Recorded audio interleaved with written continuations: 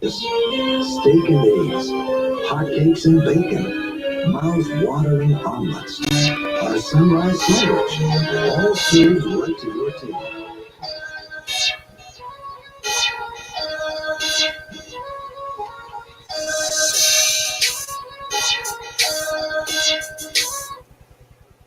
Okay, now we'll end the show here because now the audio worked. My intro worked.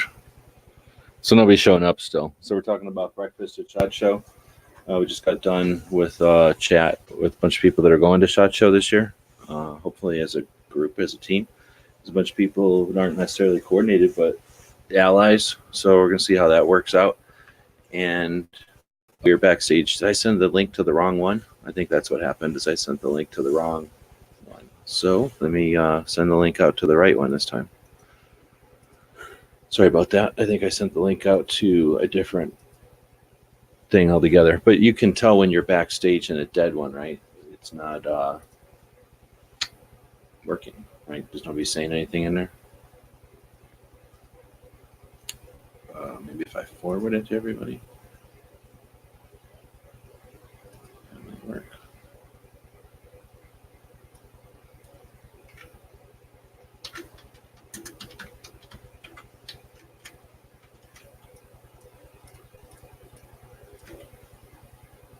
And I got to pull all the recipients again.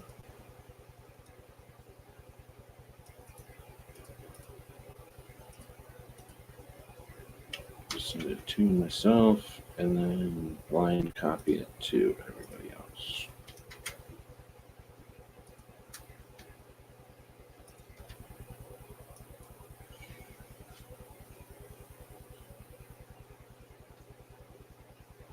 Now, the John Has a Long Mustache was designed, I paid for that design, and did I pay for that design? I either paid for that design or I designed it when I didn't know what I was doing.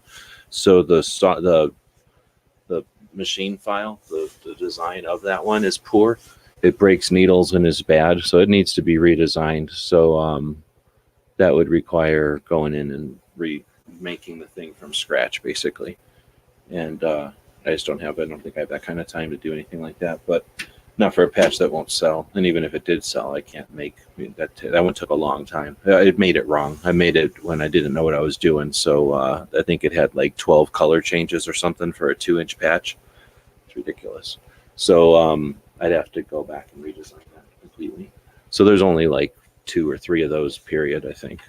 I don't know if I even sold those ever. I don't remember. I know they were a real pain in the butt.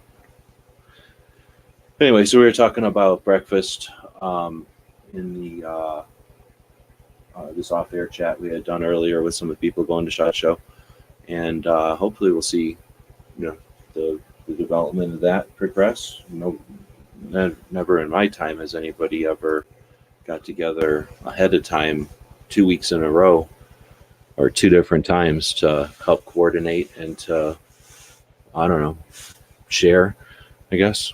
It's not like you guys are doing anything in unison or whatever. Like, it's not like there's a strategy necessarily. It's just that a bunch of people know each other and are talking a little bit before the show. So I think that's pretty neat, because most of the time we're, I don't want to say, I think we're pretty much reacting to what happens, right? We don't put a lot of intent. And that's what I'd like to see if I can do anything on my way out, is give people that last suggestion to do their channels with intent. Anyway, but and it's only because I'm fighting that machine. If the machine is wearing out, I'm just talking to Tim, I guess, directly here, but mainly the machine's wearing out. So I don't mind turning it on and trying to run something out that I know what the end result is, but it's too worn out. It's just it's a fight every time I try to get anything out of it. So if it's something that's difficult for the machine to do, it's going to be just 10 times more difficult, I assume. But I'll know more when maybe in February, I think I'll be able to play with it a little bit more, I think. But anyways, we were chatting off here about SHOT in general and talking about some different things. And somehow we got into breakfasts. And so I figured I'd talk about breakfast a little bit. I ate at a new place this morning. Every once in a while I go out and eat breakfast with some people. And we tried a different place today here in town. It was pretty decent. Anyway, so I don't know. When's the last time our ghost jumping in here from Arkansas? When's the last time you got done eating breakfast and went, dang, that was pretty good? Honestly, I'm not a big breakfast guy. Typically, if I eat breakfast or eat anything before 10 o'clock, I don't feel very good. But the last time I ate breakfast, like a breakfast, and thought, man, it was really good, was that place we ate up at in Tulsa out there by J.M. Davis. What was that place called? Oh, you mean the bacon place? Yeah, that was really good. This guy's name, why can't I ever remember it? I want to say something else that it isn't. So it's some weird name, but that was really good. Yeah, Hugo's. So yeah, there you go. Decent. It was your typical American breakfast, eggs and bacon. Diner breakfast, yeah. I guess diner, yeah, but it better. I mean, it was more portioned for sure, but also cooked like somebody who knew what they were doing, has made a billion breakfasts before. Sometimes you go to a Waffle House and you expect somebody knows how to make a breakfast, but they got somebody new or just somebody who sucks at making breakfast, and they make a pancake like they've never made a pancake before. What about the idea of just eating breakfast foods the rest of the day? You don't like eating in the morning. I can understand that. But as far as breakfast foods, you're down with breakfast. Oh, I love breakfast foods. I love them late at night. Like, one of my favorite things ever is to go to an IHOP or a Denny's or a breakfast place, but at like midnight. Like that's awesome to me, So then, aside from, well, if that's the same place, then you haven't had a breakfast since then. That was like 3 years ago. No. I've had breakfast since then, but you were talking about when's the last time I left? Yeah, well, that's what I said. I guess was the last time you walked away from a breakfast meal, not necessarily in the morning, but a breakfast food meal, and went, "Wow, that was good." Like for example, that place that y'all liked next to the house in Tulsa was, I can't remember the name of that place either. Rallies or something, like the Tallies, maybe. Yeah, like the 66 diner.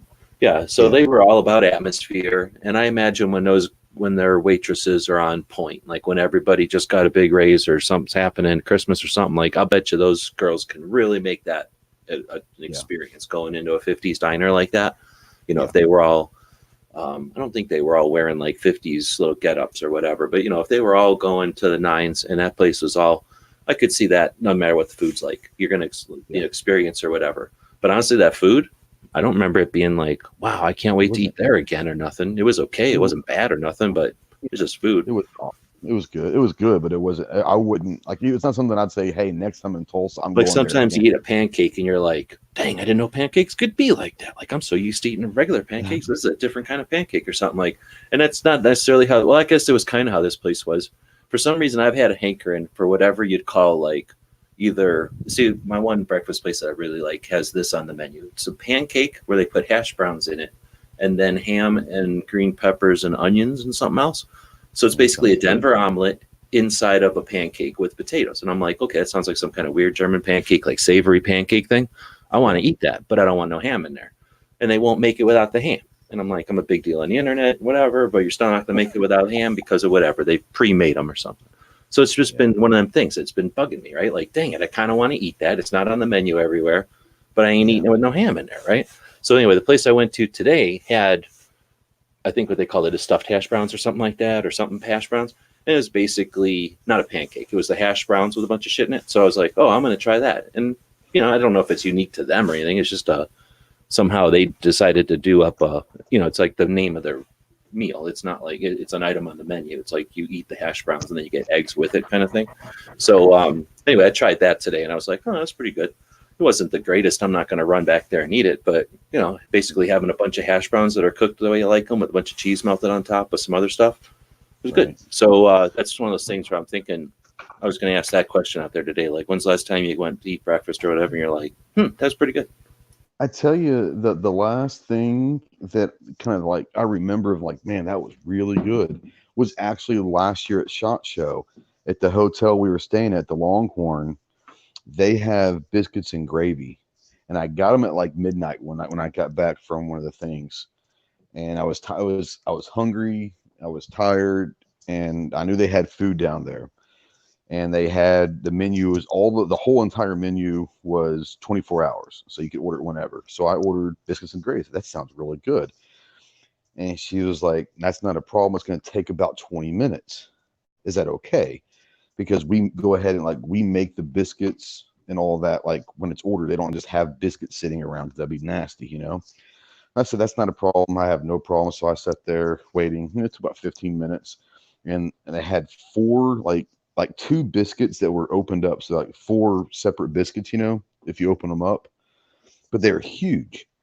And the gravy was like gravy that you could tell it wasn't out of a bottle. They had like you could tell they put like actual like sausage chunks in there and all that. It was the best biscuits and gravy I've ever had, and that was at Vegas, and it cost like $8. And I couldn't finish it. It was that big. They were that big. I didn't finish it. Really good.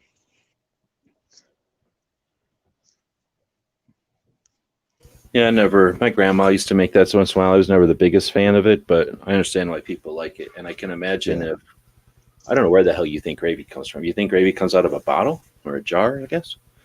Or a tub, maybe? I don't know what people would think.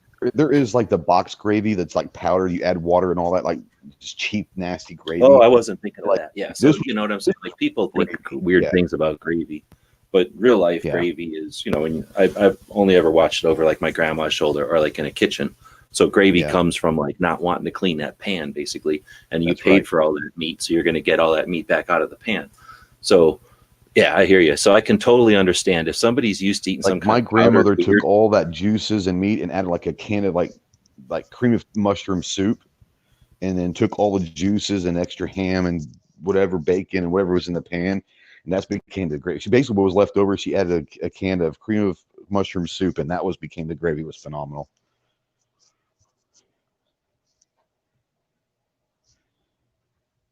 I'm trying to get something to drink while we're chatting, but that's even weird to me because I've never heard of that. And every time I've seen gravy, it's more like say the stuff that's left, but then just flour and maybe water or something. But like it's basically it's just a part. It's what do you call like it's the after effect of cooking. Like it's part of cooking. It's not like oh, we're going to start with powdered gravy or whatever. So anyway, I can understand if somebody's used to eating powdered gravy, which somebody could be from like McDonald's or something, they don't make no gravy. Then eating like a real sausage gravy, that would blow you away because it tastes it's like the extract of sausage or whatever where they're cooking, mixed with some stuff to make it taste good or whatever. So anyway, I could see that. But have you ever heard red eye gravy? Yeah. It's like coffee or something like that. It's got coffee in it or something. My grandmother, I don't like coffee, but my grandmother used to make red eye gravy. It was basically kind of like scrape the coffee. I don't know how, but it had coffee in it, and supposedly it was really good. Apparently, it started out in the Wild West, and like when cowboys are, around a campfire, they would take whatever was left in the pan and all that, pour some of the coffee in there, and that became red eye gravy or some shit like that. I don't know.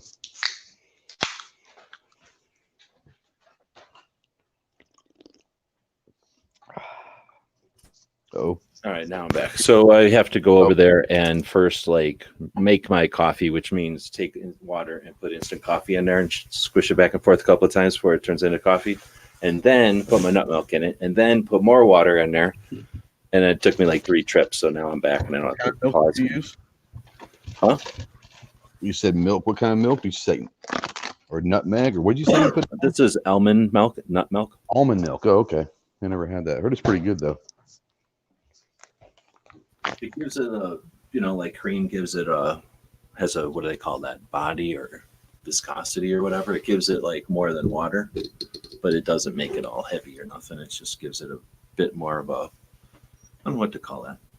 When you add protein to water or whatever, it gives it like a little girth. I guess body. I don't know what to call that. It gives it something more than water, right? It gives it like when you put cream in coffee or whatever. Consistency. Yeah. I don't know. I'm just throwing words out there. All right. Well, so then let's see. I got a couple other things that were on the agenda here to talk about. We like to look at that calendar over there, and some things are happening, and we haven't had shows every day here.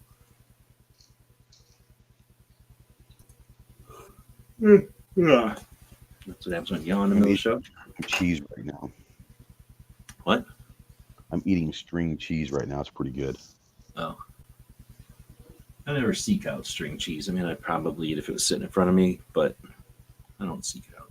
You eat it like ripping it apart all the time, or you just eat it? I like ripping it apart. I'm easily amused like that. So today is the 15th still for me, but it's switching over to the 16th. So yesterday was Smith & Wesson guy. Smith died. I didn't know that. Sneeze. I'm about to sneeze. Maybe I'm going to sneeze. I can't tell. I'm like 3/4 of the way to a sneeze here. I might pause, might not. But today is the 16th. Oh, this is weird. I'm trying to make myself sneeze. So it's the 16th, and that makes it the anniversary of Obama's 23 executive actions. So that means SHOT Show was different, right? That year, 2013, SHOT Show was this week. We would have already been through the media day, first day of SHOT, and in our second day of SHOT, I don't know if it lined up this way. I think it was actually Tuesday that it actually happened, but if I remember the right way, we were all standing around and the TV screens came on. Everybody kind of shut up, and he blabbed for a little while, and he basically gave this whole thing. If you can remember back then, something horrible happened, and to a bunch of kids, and they used implement based on the political thing because they knew that it would do what they wanted, have consequences that were planned. And according to those plans, the gun prohibitionists jumped and came in at full bore. That was the beginning of his presidency started in 9. So it was, it was right before his inauguration, the second term. For his second term. And they figured, okay, the gun prohibitionists were like, bingo. We need to have something instigate this. So we have to wait for the murderer. And once we got the murderer to give us the okay, we jump on board and we stand on all those dead bodies. And then we suggest that freedom is the cause of this whole thing. So they figured, gun prohibitionists figured, we can stand on all these dead bodies and then we can push stuff through. But they were getting resistance right off the bat. That stuff happened at the end of December. And right off the bat, they started getting feedback or gruff or whatever. He didn't have everything, right? He had the whole Congress and everything. No. He did have a whole Congress. He had all of it. Yeah. He had everything. So it was, there was some resistance. There was some reason why he wasn't just going to run it all through Congress. I think he had his own Congress. I think he lost the House. Exactly. Like it wasn't a done deal anymore. Yeah. So they were like, he's never going to be able, and they were like, but we got to exploit this tragedy. We got to exploit this. So they were like, oh shit, well, what we'll do then is we'll just change the law. We'll just make it so that the balances and checks of the Constitution are screwed, and we'll just do everything from this branch. And we'll just, without any kind of actual law, we'll say interpret the existing law the way we want instead of the way it's written. So that was he got up and said all that stuff basically, tonight. Back in tomorrow night in 2013. But 2 years later, that didn't, kill the gun industry or whatever. So 2 years later, he had his ATF squiggle around the definition or the legality of brace in the shoulder or shouldering of brace. And one of these days we'll see that one. Why isn't that not listed in here? That should show up one of these days as it's not in here.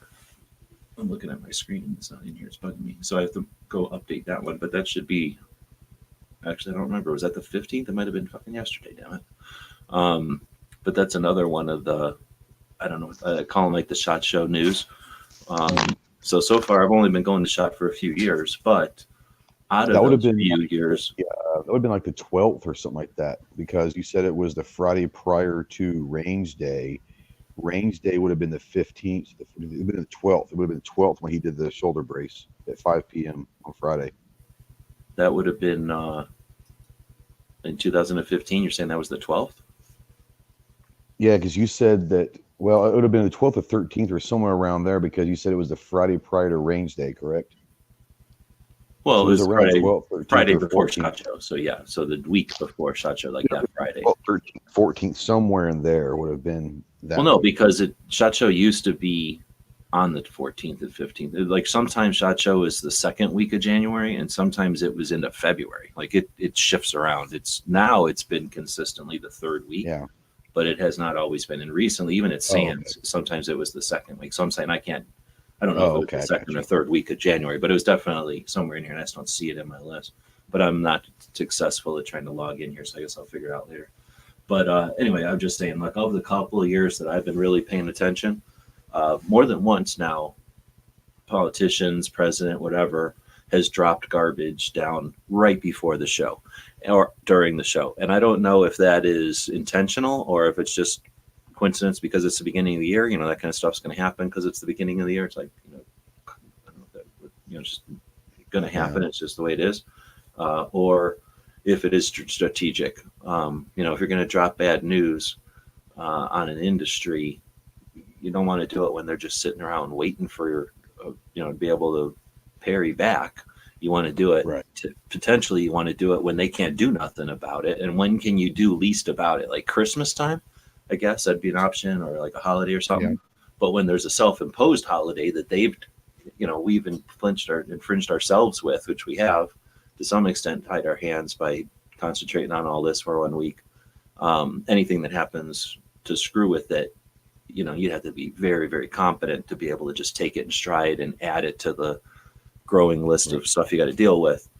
On the other hand, they did that, and we did take it pretty much comfortably in stride and then responded. I think if you look back 2020 hindsight, since it's the year 2020, you probably come up with better ways to react to it. But whatever happened was successful, and it resisted it. So whatever. So maybe they figured out that wasn't the way to do it, but they have done it since. So they haven't established one way or the other that they're doing it. So I always kind of think of this last couple of days before SHOT as, I keep an eye out there, an ear out there, especially for the little stuff that, the Friday night stuff that, again, I don't know if it's intentional or not, but it could easily be dropped right as we're all walking or all in travel or in transit. Anyway, so that was tomorrow, Obama, and then Thursday we're going to have Neil Knox's anniversary, him passing, and then the 40. This is 40 week. So 9mm acts like they got a whole month sometimes, or a day or two, but there's the actual anniversary of the 40 being debuted is coming up here. Again, because SHOT Show changes back then. I think it was in 1990. Where was SHOT Show in 1990? That would be a good trivia question. I think it was Florida, though, for a reason. It makes me think it was Florida. I love the story you told about what Glock did with that. That's just brilliant. Let's see. Daily Gun Show. One gun isn't getting enough attention for SHOT Show is the Heritage Rancher. So Heritage meaning the inexpensive cowboy guns? Like these single action revolvers? Mm-hmm. So what's the Rancher, do you know? I don't know. I can go Google it real quick though. Hold on. I'm trying to figure out how it won't let me through the duck highlight to copy and paste there. Rancher. I got a boot, so it's probably not that. Same here. I'm put Heritage Rancher gun. Oh, is it like some Oh, kind okay. This of is revolver rifle? the revolver, kind of a rifle looking thing. I don't like revolver rifles. Not a fan. They're too fragile looking for me. Well, you guys know that I'm not a revolver guy, so that's probably why. I bet you Clovertech's looking at that though. Oh, sure. That's right up his alley. I wonder if Yankee would be interested in that. You know, Probably not. Although he likes weird things. It's a 22. He Though. does Doesn't like think weird 22 nothing. that's true. But Yankee is Is that massive 22 shill. mag? I guess, or No, it just says LR. But Yankee's a massive shill, so you know whatever pays for him, he'll like it. Oh, this is great. So I was getting into breakfast. So Vegas, I think it's cool to be in Vegas. So like I said, I got to experience shot in Florida, and it's neat, whatever. But and I can understand having shot move around. I think there is some value to that. But since it is in Vegas, we can't know what we can do about it, and I don't complain because I like Vegas right here. So it's not that I've been there before besides just SHOT Show, or I go to Vegas for other things besides SHOT Show. right? I like Vegas. I think it's cool. It's a neat town in the middle of the country. I almost moved to Vegas back in around 2000. Just like for other reasons, like you just thought it would be a good job. Well, that's when I was playing golf full time, and we were looking for a place to live full time that I would be able to play year round with weather and all that. We spent a weekend out at Henderson looking at houses and all that, and we decided not to move to Vegas because it would have been Arkansas gave you your own golf course, so of course you're going to go with Arkansas. How do you get that? Well, I moved to Arkansas in 03 for a different reason, for a job, but this is back when I was still playing full time, and we used to go to Vegas a lot when I was stationed at Camp Pendleton. My wife and I, we go, at least once a month probably. In It was only California? like 4 hours. Yeah, it was only like 4 hours. It was nothing, And it's a pretty neat change from California. Like it's a change in what am I trying to say, like environment or whatever. Yeah, because you go crowded, a little from San different. Diego, which is the beach, then you drive up through the hill country of California, and then you get to the desert. So it's like you get three whole different, types of land, And a little bit of mountains. You get to kind of drive past. Yeah, exactly. You go through San Bernardino and that mountain But you don't range have and to up like there, go yeah. through them or anything. You just have to kind of go around them. But yeah, so and then Vegas is neat. It's like it's America, right? It's It's a the great United town. States. Yeah. It's a melting pot. It's like it's a bunch of stuff. I mean, back in the day, it was different. I don't think Vegas is anywhere near what it used to be as far as like just gambling. Like now, it's like that. It's like It's an adult entertainment. version of Disneyland and stuff because it's a Absolutely. recreation, entertainment, vacation kind of town, but not totally. It's not like I've never been to, but I'm guessing like maybe a ski town or even like when I've gone to Orlando. I don't think anything else happens in Orlando except for whatever the vacation tourist stuff. So Yeah. I mean, like it's not like that. It's got other things happening in Vegas, but Yeah. majority that. But since it's only like a little street and a couple of other things, and there's so much other life going on, it's not like or maybe going to like a resort town in Mexico. I imagine like you're almost always in the resort. I assume like you never really leave it. Vegas isn't like that. If you can just go to the store and buy some toothpaste, you're not going to pay $17 for a tube of toothpaste. You just go somewhere and pay 99 it's a cents like normal anywhere town. else in the world. So that part of Vegas I really like. But because there's so much people going to Vegas, you've got all that support for Vegas, and that's where I really like Vegas is the town. The strip is neat, and being able to go to the strip is like going to the ocean. Like the ocean is cool, and you might go fishing or you might go surfing or you might go swimming or something, but you're not going to be in the ocean every day necessarily. But it's nice to have the ocean right there. So it's nice to have the strip right there, because if you want to go to a buffet or something nice, you can. But all that stuff that it creates, like all the other stuff, is so cool because, like, I don't know what I'm trying to say, like I don't know if they're called like Chinatowns anymore or Little Italies or what all the racist shit used to be called for, like say in Chinatown. Vegas has that times a billion. Like there's everything. There's a little everything in Vegas. It's really neat. So I just really enjoy going to Vegas because it's kind of like having LA, except a little mini version of it, or kind of like having Chicago, but a little mini version of it. and everybody's kind of cool. Everybody's happy. There's, for the most part, except for the people that are addicted to gambling or something, maybe. But for the most part, it's not like dreary. Like I've been to Laughlin. Is that the town? There's a town in Vegas south of that's there. That's where we used to have our Marine Corps birthday every year, was in Laughlin, about an hour or so from Vegas. And it's more of like, we're going here to gamble, and it's cheap. This is a more efficient way to gamble. So it's like people that are really into playing slots but don't want to lose money. Like, it's just a different town. They want to gamble, but they don't want to drive all the way to Vegas. So right across the border, we're going to give you slot machines. Yeah, but I mean, it's definitely exploiting that angle. Like it's kind of, I don't want to say it's down, but it's not as, Vegas has more options. There's like more to do. Like Laughlin is you're here because you're gambling. Otherwise, you'd be across the river in Arizona or in California.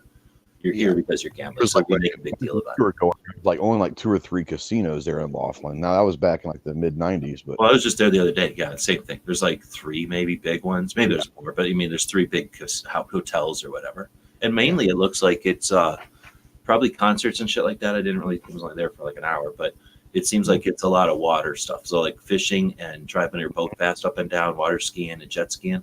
Because there's like a ton of there was a whole parking lot full of rental jet skis, for example. So it's like that kind of stuff. Like you're going there to get a change of pace from wherever it is you're coming from to there. But anyway, we're talking Vegas. And like I said, there's all this stuff that you think about Vegas, but then I'd like to think of all the support, like there's if you look backwards from the strip, you got your casino up front, then you got a hotel room, and then there's a parking lot. And then behind that, there's a kitchen or something. And then behind that is a parking lot where all the crew, like the waiters and the maids and the maitre d's, whatever people are that run the hotels, there's like a whole parking garage just for those people. Like there's so many people in these hotels that just run the thing. It's like a whole other little city of Vegas that just supports the people. There's like the city of Vegas. There's the city of Vegas that's there vacationing. Like at any one time, there's probably like a whole city's worth of people just there on vacation. And then there's this whole third city worth of people that support the people that are there on vacation. So there's like your normal guy who's going to like run a gas station or a supermarket. But then there's this whole other level of people who are like waiters for people that are just there on vacation. So there's like these 3 worlds of Vegas, and they all sort of collide, I guess, on that street behind the strip. So there's the strip where all the lights are. There's your hotels and your parking lots and your casinos. And then behind that is where all the fun is, I think. Because that's where you get like anything you ever wanted to eat, any kind of game you ever wanted to play or anything, like just the neatest stuff. It's like being a little version of Tokyo or Chicago or LA. So anyway, I just think that part of Vegas is neat. And because of all that, food is amazing. So, I keep throwing stuff at y'all that are going. And it's a lot easier for me to say, oh, you should try this, because I can go to Vegas whenever I kind of feel like it, because it's only like $85 worth of gas away and I'm in Vegas. But so because of that, we have like bachelor parties and, get together stuff happens in Vegas. So we end up seeing things. I'm not like a Vegas resident or nothing, or somebody that's even in Phoenix probably knows Vegas better than I do. But as far as like going to hotels and just checking out cool stuff, that's why Vegas is cool for shop. Because if you are bored or you've had enough, instead of being like in, I don't know, like, can you imagine being in like Knoxville or something? Like, oh, I'm sick of this. I need a day off. Okay, so I can either go look at country music or the woods, like, because I can't think of anything else in Nashville. Like, well, I think that's why Vegas is, I know I didn't go to when I was in Orlando or anywhere else, but, like you said, Vegas is set up to entertain people. And I think that's why, the SHOT Show is kind of perfect to be in Vegas, because Vegas itself is a draw. It's going to draw in a lot of people that just want to go to Vegas. And then once SHOT Show's over, there's so many different things to do for people that even if you don't want to do any of the after party stuff, you just want to be a tourist at night, you can do anything you want to in Vegas, and it's open 24 hours. Everything's open 24 hours. So, I mean, I love Vegas. Well, and open 24 hours, like in a cool way, in a way that help you, not like 24 hours, like, well, the emergency room is open, and like technically I have to give you this coffee, but you don't want to drink it. But like, open for business 24/7.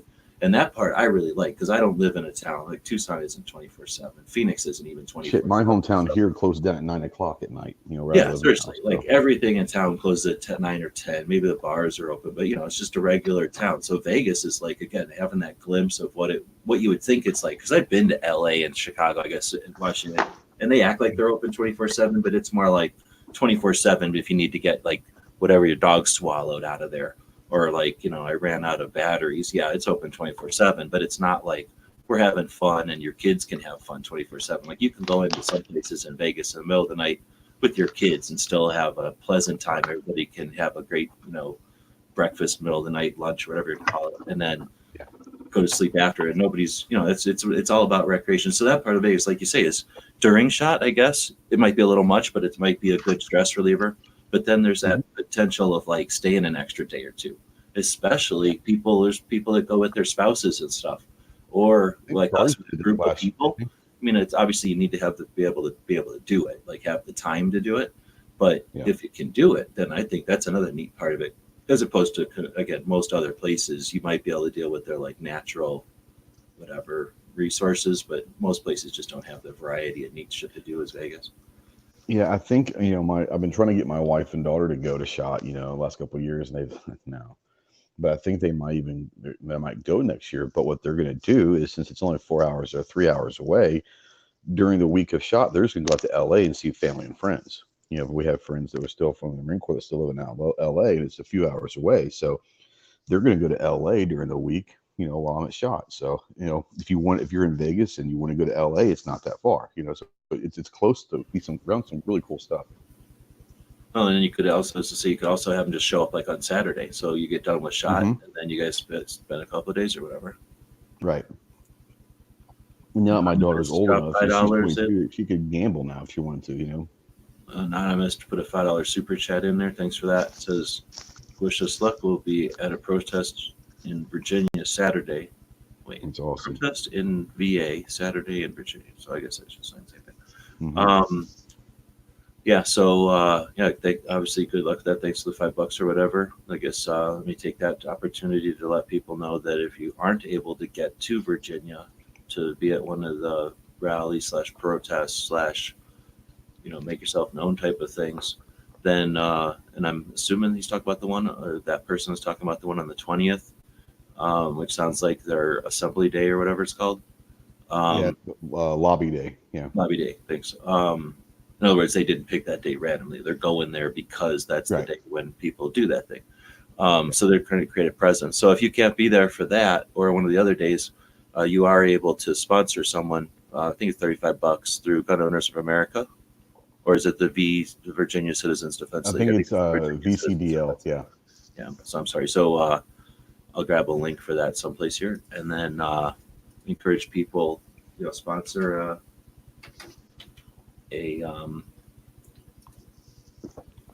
And if you're in Virginia but can't get there for some reason, the VCDL are actually chartering some buses to get people to Richmond as well. So if you're in Virginia and you need a ride, check out their website. Yeah, it's $35. I'm just trying to figure it here. Carpool, speakers, establish a carpool account. Oh, I guess there's like Uber for carpools. So they've got something like that set up with a thing called groupcarpool.com. I hadn't heard of that one. That's pretty cool. You can go to Eventbrite and sign a thing.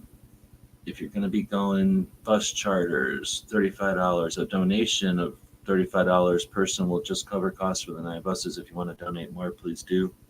If you want to buy seats for others, please do. If you prefer, make a donation via PayPal, donate. And I'm going to put this copy of this paragraph, if it'll fit, into there, and that'll have the PayPal. I guess it's a PayPal is the way they'd like you to do it.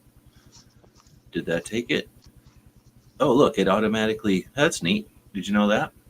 What's that? Let me see if I can make it show you this. Screen share. This page. Don't freak out. This is one monitor.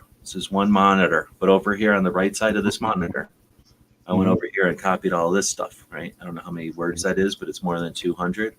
So I pasted it, right? And that's just one blurb, right? Somebody else has to say something here. Wait until somebody says something so it doesn't get confusing here. Somebody's going to type something, and then it'll show up over here. But anyway, you see what happened? I hit enter, and it turned it into that one and that one. So it like automatically. Oh, it split it for you instead of saying, "No, you can't post this. It's too many characters." Yeah, on YouTube, it would just be like, You'd never be able to post it. Here, I posted it, and it just automatically figured out, oh, you'd like to post what you actually hit enter to? So why don't I just do that for you instead of being a dick? There we go. So now when I hit chat, boom, boom. Look at that. That's pretty handy. So even though the duck sucks, but it does one thing good. One other thing good. It does a couple of two things good, probably. Yeah. Because it can do this then. Boom. I like being able to do this. Boom. Mhm. Like you guys waste an I like hour and a that. half going, Guy that comments is out there, and G is out there, and Tim is out there, and Guy is out there, and unknown user is out there, and Tim is out there. You know, like you guys do that for like an hour on all your shows. I never do that. Yeah. I'm just going to do this. And then people just know who's out there, except for Patriot. He'll get screwed out of this system.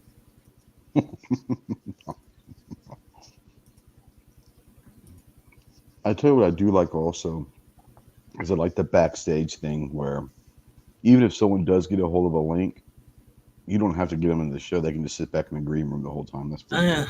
I hear you, but when does that ever really happen? Oh, I'm just joking. Because Yeah. but the thing that I don't like is that when this dies, when it's over. Oh, I have the worst one up there. Sorry about that. I was just doing that randomly. Whenever this thing is over, if you leave or whoever, you know, the boss of the chat leaves, whoever's the boss of Duck leaves, nobody else is chatting. Like whoever was in there is in there. Nobody else is coming in. So that part I don't like about the Duck. Yeah. If you could toggle, like if there was a little thingy where I could toggle, and if you're in the green room, you can jump in and out, like I can make an unlock back room or something, then yeah. But no, they're not even interested. They don't care at all. They're basically tyrannical. So he's got that little monocle on. That wasn't like earned. He bought that monocle through the money that he earned by screwing people out of $24 a month. Talk shit about the Duck right while I'm on the Duck. I don't care. That's why I'm not paying for it. Well, I'm definitely not paying for it after the way I was treated. I expected Yeah. super good treatment, and I barely got good treatment. Yeah. I hear you. I expected much more than that. Was it like a week or something like that? Or what was it that they told you not to do anything? It was like a week? Well, that is because I use their system too much, they say. And then whenever I was like, hey, I'm using your system too much, so why don't you just give me your system for like the deluxe package for free? They were like, well, we'll give you a percentage. We'll give you $5 off the cheap package. And I was like, well, that's a concession, but it's not enough for me. Right. I wouldn't care if they weren't Canadian, but they're fucking Canadians. Canadians only care about money. They only care about winning. You got to teach them people through culture. I'd say it was interesting if you got a second.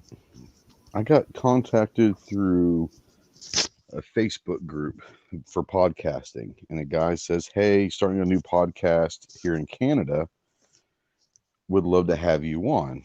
And I was like, sure, what do you want to talk about? You know, he's like, firearms. And I'm like, sweet. This is a couple of weeks ago. So it's a couple of weeks ago we did it, and we recorded it and all that, and had a nice chat.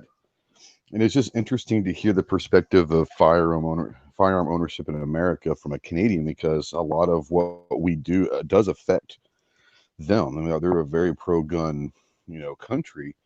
But he was asking, I've been watching a lot of your stuff, and you're not a big fan of the NRA. Why is that? And I kind of told him why I'm not a big fan of the NRA and this, that, and the other. He goes, really?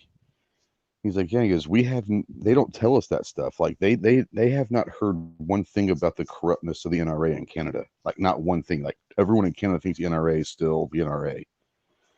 And it's like, that's interesting. He goes, yeah. He lives right across the border from basically Detroit, up there in that area.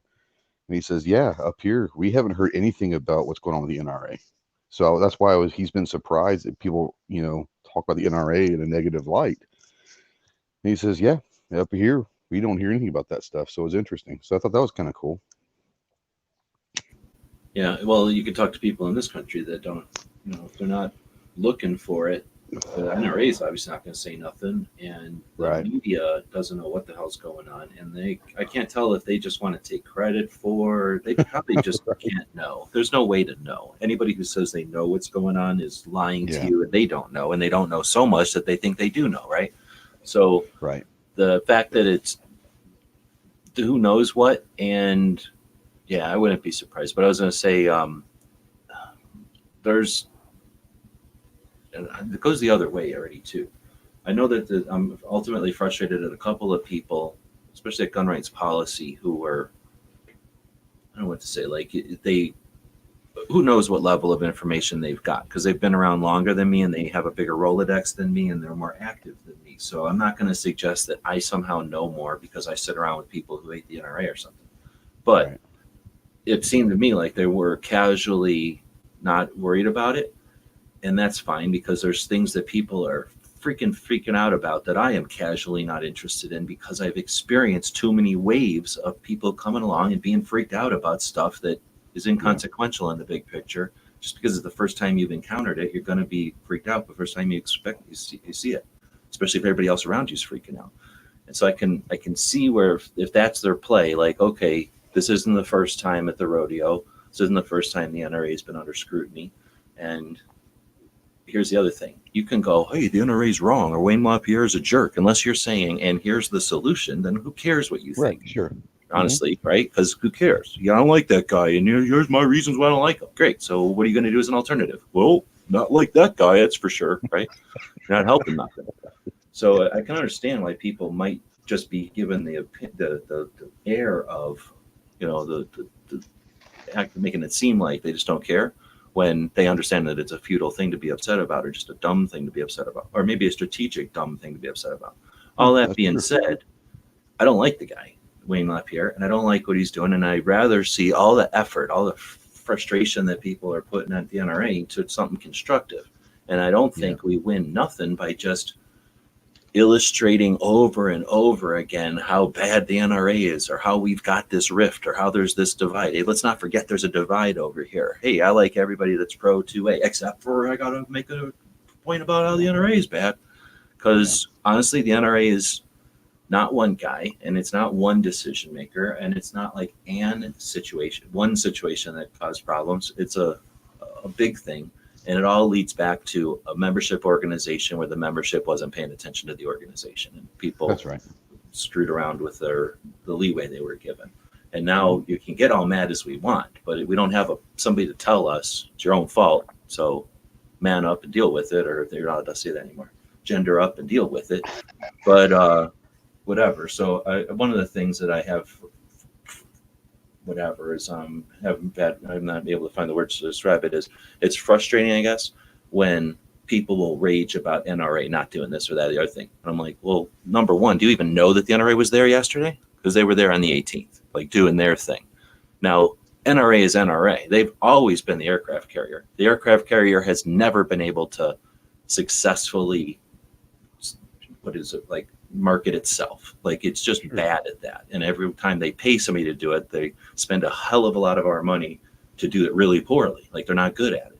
So to suggest that like, hey, the aircraft carrier who came into port 2 days before the other group that's got all the attention, like didn't make enough attention for themselves. Well, they've never made attention. It's like asking them to do stuff that they've never done before. So I don't think that they're doing anything this time around in Virginia more or less than they've ever done with any of the states, because this Virginia isn't new.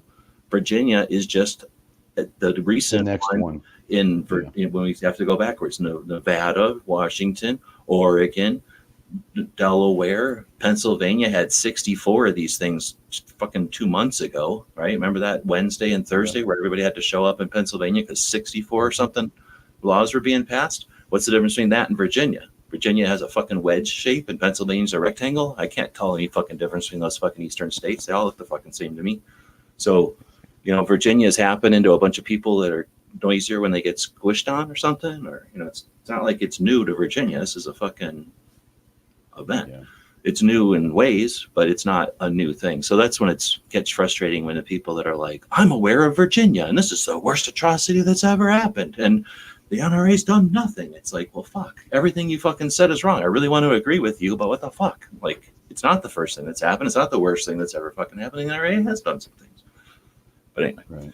I'm not defending shit. And that's the other problem is we've got back in the, we've had waves of conversations for a while there. I don't know if you remember when Woods came around and, we were chatting about how to have effective communication. Smeggy was still around. And we would try to have conversations about how to improve our conversations with the antis. And that's just one wave, because now we've got to deal with how to have conversations with our fucking selves. Because more than once recently now, this last couple of months, I'll say something because I am not going to fucking say the NRA is 100% bad. And when I don't say when I say that the NRA isn't 100% bad, some people fucking hear that as everything the NRA's ever done is always good. You know what I mean? And then they fucking come at you with that kind of like, let's have this conversation. Is like I have to defend everything the fucking NRA's ever done. Like, Right. people want to be black and white. They want to be all in or all out. They have to have the volume up or mute. Like, they can't deal within somewhere in between. And that's something that, you know, this angle of it, but that concept of being able to go back and forth and discriminate, I guess, about what we're going to be upset about or what we're going to tolerate or not, and, you know, at what level of energy, all that we still have yet to master. Because people come at it and they're like, I've never heard of an infringement before, and this is happening in front of me. And they've got 100% energy and they burn themselves out completely because everyone didn't come on board with them. It's like, what the fuck? No one has ever come on board with anybody that just came onto the scene and having unrealistic expectations or something, or the other way. Oh, it'll, you know, this is going to be a 200-year fight. And, you know, just jump in and grab a toothpick and start, you know, bailing out the ocean with these toothpicks. Like, what the fuck are you trying to do? Like, no, let's get this done. But so we got to figure out how to get in the middle there somewhere, I guess. What's the oldest anti-gun rights group? That's interesting. Who's the oldest gun prohibitionists? The Crown? No, there's got to be one before that. Well, they're the ones that tried to take. Well, it would have to be somebody who, well, guns existed, I guess, because otherwise it would be a weaponist. But for guns specifically, China, I guess, maybe somebody in China said, "Hey, quit making them hand cannons." Japanese probably, because Japanese, their whole culture has always been kind of not anti-gun, but they don't want the public to have guns. Well, what I'm thinking, China was where they were invented. So whoever invented the first one, his mom was probably like, "Quit it! Don't do that in the house." So it was somebody's mom or somebody's wife was the oldest anti-gun rights group. Or when his mom got together with the other guy's mom, like some guy made a cannon and then went over and showed his friends, and there was 2 cannons. And their moms were like, uh-oh, that was the first anti-gun group. The third guy's mom was the anti-group because you can't have those 2 boys have. You can't have that. Yeah, so no. I don't want you hanging out with those boys that are making those loud metal things now. Yeah. No, I don't know. I think I don't know. I'm barely figuring out where we are on our side. I know of some, and I do want to put them together. You know, the same way I've done that tree or whatever, trying to put some spatial organization to like when and how our groups developed or how our groups have been created in reaction to different things. I'd be super curious to see, because obviously we know Bloomberg pays for a lot of it, but he's not, you know, he's only as old as he is. So he hasn't been doing it forever, and he wasn't as ambitious as he is like this forever. So there's been other people like him, but they've also, you know, there's been all kinds of weird relationships and weird shit. So it would be neat to chart them all out and then put those 2 charts next to each other and see if there's any relationship there. Yeah. I don't want to piss off Anonymous, but people forget that the Brady bill was not the Democrats, you know. No, that was fucking Reagan. That was Reagan, you know. So, you know, Democrats aren't the only one. I mean, they're, you know, we have to look within, if you call yourself Republican, you know, you have to look within your own ranks, because, you know, the Brady bill was very harsh, and that was a Reagan thing. So, you know, I mean, let me ask you this, because I'm a little bit ignorant here in this situation, because I don't go back being a gun person my whole life, but, you know, I don't remember there being a big anti-gun like rights lobby, you know, for the longest time. I think that maybe the last 20 years maybe, but I don't remember growing up and seeing in the 80s, you know, you had the Brady bill, but that was more the government because of what happened to Reagan's assassination attempt. But I don't remember there being, I mean, back in the 80s and 70s, were there huge like anti-gun lobby groups? I don't remember them being that. Oh yeah, there's been but I was young back then, so I don't know, you know. Yeah, there's been anti ones longer than we've been around. So there's been but not like huge ones. I mean, were they like vocal and huge? Or it's just that they weren't after handguns because people didn't have handguns, so they were after hunting and stuff. I've got a kind of a Right. gist of it over here. Gun prohibitionists. Let's see. See, this is how shitty my notes are. So there's been, I think, if this is correct, at least whenever I did this little piece of research, there's been 4 waves. So the first was Reformation, and that was after the Civil War. Keep the hands out of freed slaves, right? So the first wave was, well, I guess, and that's not even true. This is actual people that are gun prohibitionists. But if you just say people who are anti-gun, there's the people that were anti-Second Amendment. Like there had to be people that were like, there shouldn't even be a Second Amendment. So whoever the fuck those people were at the founding, those people are the first anti-guns. Luckily, they got overwritten or whatever. So the four waves or whatever, and I glean this. Usually, my notes like this are from when I'll listen to an interview or I'm listening to a podcast and somebody mentions something, and then I'll scurry over and research it a little bit. So this is just my shitty notes. So I don't know if anyone actually said this or what, but I don't remember even writing this. It's been a while, but I'm pretty sure this is just me trying to put my head around multiple things. I'm almost positive I came up with holding these 4 things because I'm trying to come up with a way to explain what you're asking. But basically, the first one is anti-freed slave. The second one is 1930s, and that's anti-organized crime, right? And then the next one is culture wars, and that's in the 60s. And that's civil rights group type stuff. Yeah.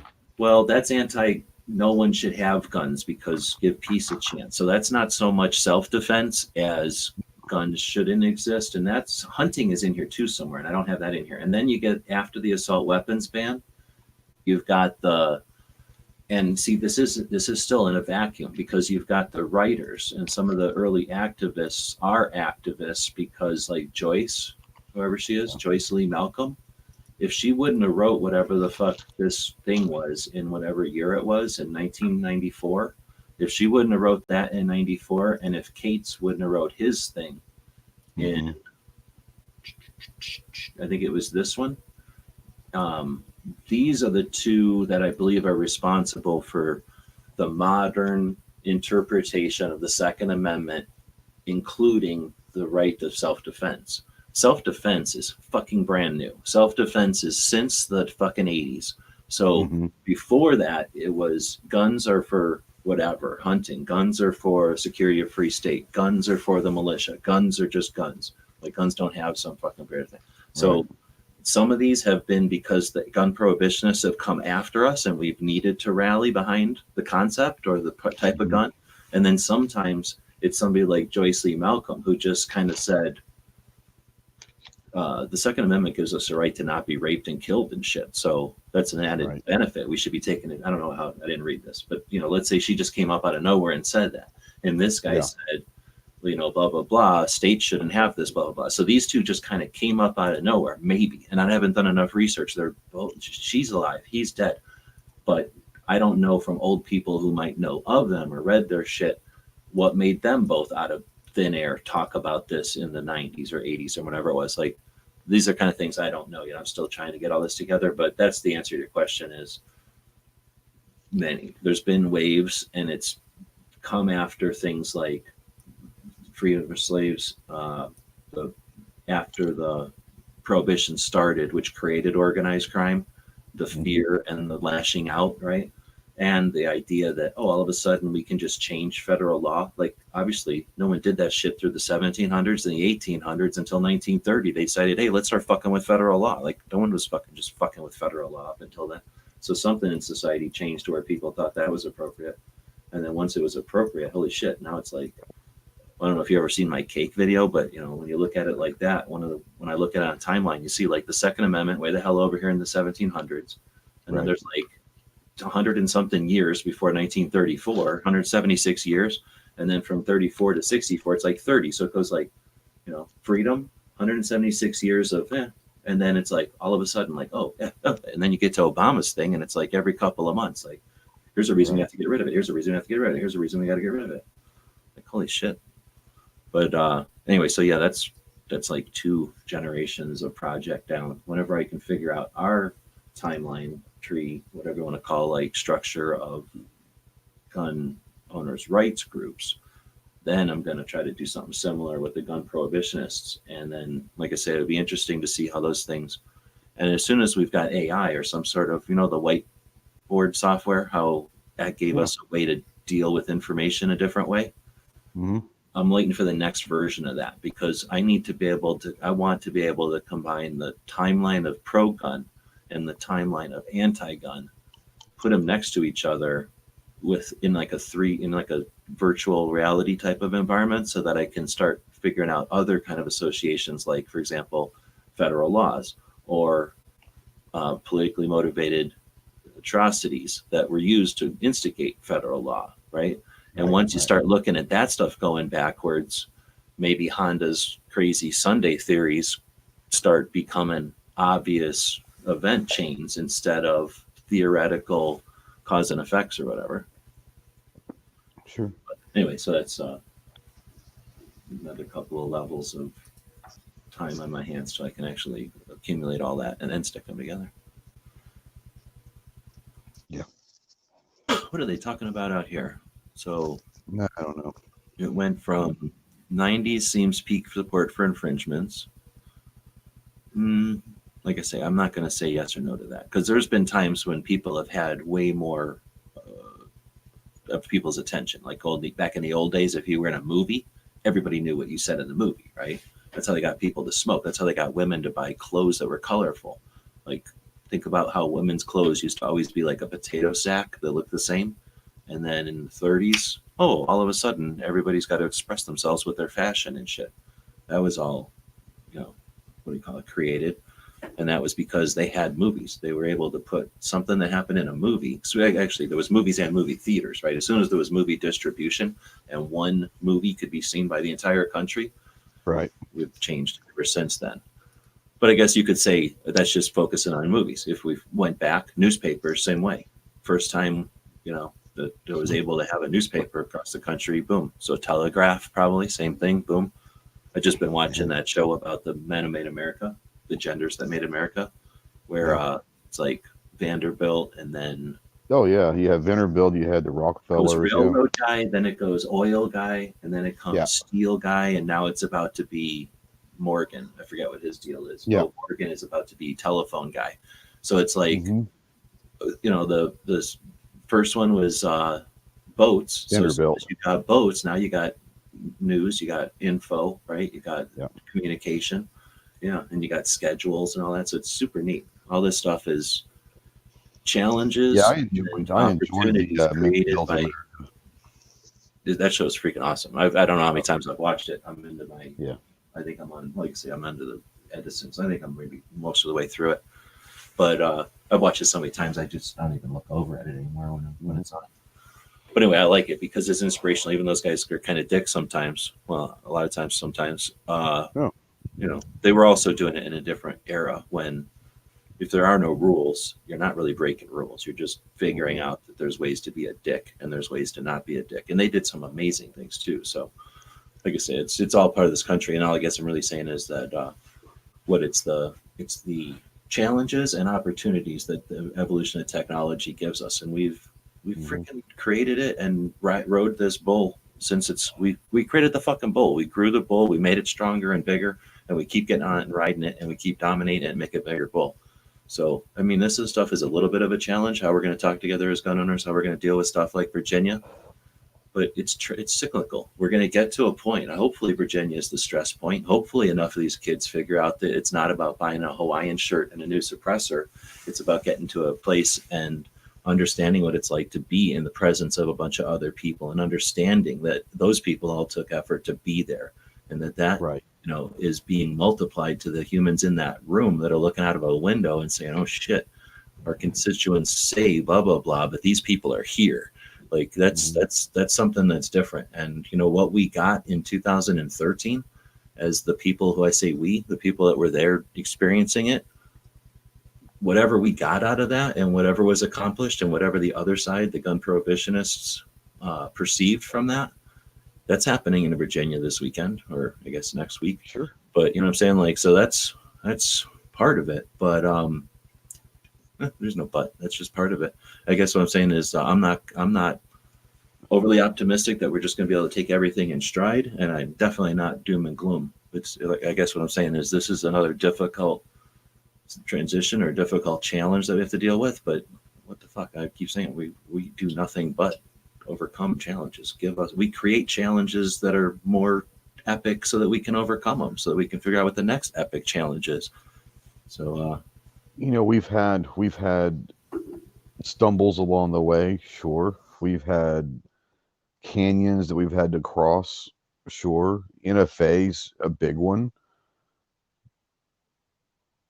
But the Second Amendment's still around, and it's still around for a reason, So, like I said, I'm always kind of the guy that the glass is always half full. I try to, make silver out of shit as much as I can, and not be the gloom doom. Sky is falling. The sky gets dark at times, but the sun's going to come out eventually. It's going to come out eventually, and the biggest thing. And I love your aircraft carrier analogy, because an aircraft carrier by itself out in the middle of a war zone cannot handle it. They'll be destroyed. What people don't realize is a carrier group is about 20 different ships, and each little ship has their own purpose. You've got the destroyer, you've got a submarine, you've got a boat that literally just drives around fixing other boats. You know what I'm saying? So everyone has a place in the fight. They have a reason to be in the fight. And no one of those ships can fight by themselves. They'll be destroyed. But collectively, as a carrier group, they're extremely strong. And it's just same in the two-way. We have groups. We have people that are activists. We have people that are advocates. We have people that are just owning guns. But every single person in the gun community has a role. And I think at this point, just people are wanting the process to speed up and say, this is, we get it. It's not fun. But part of a battle, we're looking for a war. We're not looking to win a battle. Let's win the whole damn war. And the war is NFA being repealed and all that. No more 4473s, nothing. It's going back to the good old days. But that's going to take time. But not one person or one ship can fix it all on its own. It's going to have to take everyone doing its part. Oh man, something about what you're saying there. I appreciate it, because I always say that they're an aircraft carrier, and I guess I assume everything you just said there, because that's the whole point of me saying it's an aircraft carrier. I mean, not just that they can't turn on a dime. I sometimes say that you can't get an aircraft carrier to turn on a dime, but the idea of an aircraft carrier as opposed to like a diesel truck is that you're right. Like an aircraft carrier is part of a.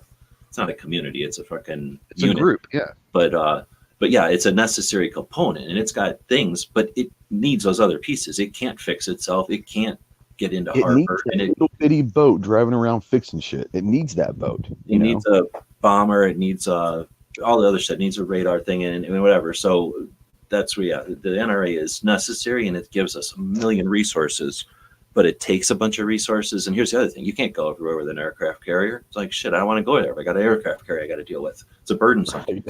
But what the hell? Yeah, I got an aircraft carrier. So deal with it. Go out and tan on the deck there instead of some beach once in a while, and understand that you can also bring that aircraft carrier up to do other things. And if we look at it being an aircraft carrier all the damn time, we're not having a full life, because we could be taking that thing out and helping hurricane victims, or having drag races against other aircraft carriers or something cool. No, I'd watch that. That'd be fun. Something else you were saying there though. About the kids, and I never thought about it, but the kids I keep saying how the kids, something I was looking at last year was saying about how the kids that are going to be voting for presidential elections in 2020, by definition, you have to be 18 to vote. They couldn't have, this is their first presidential election. So I've kind of been focusing on that and just kind of paying more attention to the world, and like, how it is, I guess, or maybe you don't know, but when you get older, you start going, oh, wait a minute, I'm not in high school anymore. Like, oh, wait a minute, I'm not in college anymore. Oh, wait a minute. Now I got to start going, oh, wait a minute, I'm like grandpa age or whatever, right? So you start figuring out like, oh, okay, the next generation is actually grandparents. Like our kids could be grandparents. Like, you know what I mean? Like we're pretty old, or some of us are pretty old. Anyway, so these youngins, a couple of things. Number one, they've never bought a gun. Like, think about it. The kids that are voting in this election have probably never bought their own gun, at least not from a gun shop. They either are a gun family and they got a gun, or on the streets, I guess, or they just never bought a gun yet because they're not old enough. Even if they've wanted one, they have not been old enough. And if their parents weren't gun people, the only option is to go to a gun shop or something, and they're going to be told you're not old enough, right? And half these stupid states are making it we have to be 21 now. So it might not even be till 21, till next year, that some of these people are actually able to buy the video game gun that they want or whatever stupid thing, right? Yeah. But I guess to go along with that, I guess the thing you were talking about made me start thinking of, though, is same thing. These little kids, they've never done nothing yet. Like, I don't know. Who knows when you're talking to somebody online what kind of experiences they got in the world? But after we chat with people who we know, we start to figure out, like, oh, okay, this person's XYZ, or this person's done something. They've lived here and there. Like, this person has some experience, some life experience or whatever. These youngins, I forget what it's like, when we're talking about a whole generation of just being a youngin. Like, you know what I mean? Like, I don't know what it's like to get out of high school and just get out of high school. You know what I mean? Like, I was already in the Army then. So, like, then I went to college. So I wouldn't know what it's like to do this or that. You know what I mean? Like, just like everybody wouldn't know what it's like to do other things. So these kids, though, are all pretty much uniformly, I don't know, have they done anything? As a generation or whatever, there's not like any generational causes. If they are, they're these fake bullshit ones that they've made up. Like, hey, we made something equal, or we made, now we can say this word at school. I don't know. Like, now we have a third bath or fourth bathroom. I don't know. Like something that's, like they haven't saved a critter or had a Cold War end. I mean, I don't know. I'm trying to think of like what collective we act like we did. I don't think we did very much, but I know our parents act like they did a bunch of stuff, or their parents did a bunch of stuff. So, you know what I mean? Like, we're adjacent to generations that act like they did stuff. Yeah. If you're like, keep becoming a subsequent generation, they don't have like a war, like they can't say we're the generation that's the Vietnam vets or we're the Korean vets. Right. I guess. Right. So anyway, I'm just trying to think of it from their view. Like, these kids are probably just coming at the world with a different perspective on things, different life experiences or what. Well, I think a lot of it comes down also, we've talked about this before, is, this is the information age. This, my daughter's 22, she's been around technology her entire life, and they've got the internet, and they don't know.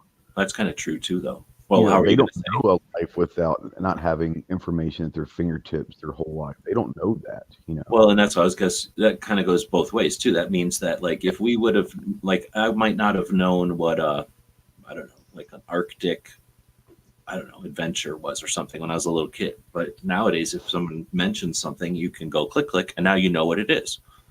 Yeah. So even though they might not have experiences, that might be moot, right? That might not even matter if they don't even need experiences, because they might have the equivalent of 10 times more experiences, whittled down in some version. On the other hand, I guess that sounds pretty much like any kid who thinks they know everything, right? Oh, no, I don't need to have experiences. I've read about a bunch of experiences. There's a comment out there that says, we made Facebook and Instagram. Talking about I guess that generation, yeah. The millennials or whatever. I thought, did they though? I think Generation X. I guess you could. It's tough to say when you start looking at it. When I start looking at it, when you say like Mark Zuckerberg, blah blah blah, he had an idea, right. He had a kernel, and then he started to hire people. Now, who did he hire? Did he hire people younger than him, or did he hire people older than us? Because I'm guessing some of this stuff, not everybody knows it, but a couple of old guys knew it. And have you ever seen that show about what the hell were they called? The Wrecking Crew? Oh, yeah, absolutely. Yeah. Right. So like this group of singers who are very talented and capable, who just never had any ambition to become individuals, basically sang on every song that was popular from like the 50s to the 60s into the 70s, right? Like almost every like single 15 big years, hit. Every major hit someone was on that album. Absolutely. Yeah. And I'm pretty sure it's kind of like that with some tech stuff too. Like, oh yeah, we're using this awesome fancy thing on top of about 8 things that are the same as 90% of the rest of the internet. Right. Sure. So yeah, I mean, there are definitely some kids that have done some things, but it's still people that are like my grandparents' age that created the transistors, and then were the first venture, whatever, capitalists, I guess, or the sub companies that came out of the computer, all that Silicon Valley stuff, and all that. Anyway, so I'm guessing there's probably some people who know this stuff, and then there's people that, you know, make a skin on top that gets popular and a lot of attention. But Facebook is, you know, I mean, Facebook is a little unique, I guess, but you know, it's really just a layer on top of the internet. So there's a bunch of people who do the actual work. You know, it's like saying so Trump built the building. He didn't fucking build shit. A whole bunch of construction people built it. Obviously, he put it all together and made it happen. But and it, you know, it's rightfully his project. But obviously, a bunch of people who know how to cut bricks and stuff put it together. You were there. I mean, you were with AOL, and AOL changed how people utilize or got onto the internet. You know, I mean, AOL was extremely instrumental. How, you know, and you were part of that. When you were there, I mean, did you guys at AOL realize that y'all were changing the world at the time? Yeah, only because it was, we were aware of it. But you know what I mean? Like, and I would think the same way that like somebody like Tesla, whoever's making that Tesla car, like a popular electric car, could be saying, hey, we're changing the way people think, only because we're offering a valid opportunity that works. But I didn't feel like I did anything. Like I was there contributing, I was lifting, but I didn't have the idea or like. No, I'm not saying like personally, but I mean AOL. You were there at AOL, and I'm sure that the company as a whole had to have. It was different though, I think, because we were ended. There was no more Cold War, and there was no indication that anything like that was going to happen. Now I was in AOL from '97 to 2000, so it was all pre, whatever you want to call it, like, broadband. No, I'm trying to think of the fucking Y2K thing. So there wasn't quite any kind of prep or doom and gloom there. So the time I was there, it was just in prosperity and growth, and the world was like, you know, oh shit, it's not going to go to television, it's going to go to computers. And at the same time we were using the internet, we were watching computers themselves just rapidly advance. And if you remember that, like Macintosh with Apple Newton, you know, so we already saw glimpses of smartphones. We knew they were coming. And then smartphones is just the next step to whatever's beyond that. So when we were at AOL, we knew we were doing something totally different. Obviously, we didn't have the hindsight to know what it would become and what little step we were. But as far as like talking to little old ladies and, you know, kids and schools and telephone companies, I mean, like so many people were becoming aware of the internet. It was definitely, I think, a little unique. And then because we had interface, like if we would have been working at like Sun or someplace that did infrastructure, Cisco, I'm guessing they probably had the same kind of like, oh wow, we're building something really cool here. I can't wait to see what people do with it. We were a little bit different because we were like literally the people standing at the door. So we were like the Walmart greeters of the internet. So like, yeah, we thought it was fucking great because we were standing there having interaction with people who were like walking into a new store and opening their eyes and going like, oh, like, wow. Like, so they were having their first experience and going, wow. And we were like, hey, wow. Everybody was making money and it was great. But like I said, I don't think that was even artificial. I think literally it was just, we knew that the internet was going to be fucking awesome. Like a lot of people knew the internet was going to be awesome. And we got to stand next to a bunch of people or walk them through the door to see that internet. And I think that part, again, you can't, that was real. Like there was I guess I'm looking back at it, I didn't pay attention, but there was like a controversy, VHS beta. Will television become interactive or will the internet work? And there was a couple of fits and starts with both of them, and both of them had successes and failures. But as soon as I saw the internet, and I guess what I was saying is when you kind of have to work in a tech industry, you get to see computers that are super fast. Like I got to work with computers that were really good. And that means when those people would talk, the tech people would talk, we heard about what was coming. And then again, when you see that, okay, you know, copper has this basic fundamentals and we're touching into them, like why wouldn't we be able to take it to the extreme? So we knew computers were going to keep running. It wasn't like we were at the end of it. We weren't like, at some point they got to where like, we can't push electrons through copper any faster. Like, our computer's going to get any better. You know, like there was those kind of dilemmas. It wasn't anything like that back then. So it was definitely, I think it was like a gold rush. It was like the gold boom. Like it would have been like being a wagon driver going out to California back in the day. It all looked like. Yeah, they were going to San Jose. I mean, that's where they were going, you know. Like, and then again, it wasn't it wasn't like nobody was paying a lot of money. It wasn't like we were selling people something they couldn't afford. It was all around like a fairly pleasant thing. But I guess it's going back in time. But I don't know why you're asking. Where were we even going with that? Like, I I guess we were don't know. talking about Oh, the way that tech. the kids, this generation, yeah. Oh yeah, like how kind of experiences. And again, I think we would have said we knew way more than we actually knew either. I don't. I think we were smart enough to know we didn't know it all, but we probably thought we knew a lot more than we actually knew, kind of thing. Absolutely. Yeah. But yeah, I suppose that could be happening with the youngins. But on the other hand, we all did the exact same thing and came out just fine. So I think as a group, I'm totally comfortable, optimistic, and looking forward to whatever they can do. But I'm not saying without hands on Virginia or nothing. I guess this all started with talking about whether or not Virginia is going to be, I don't know, the big Yeah, I don't know. deal or not. Well, I think that I think I don't know. I think that it's nice to see people rallying when we need to. And like you said, we've fought off a lot of attacks through the years.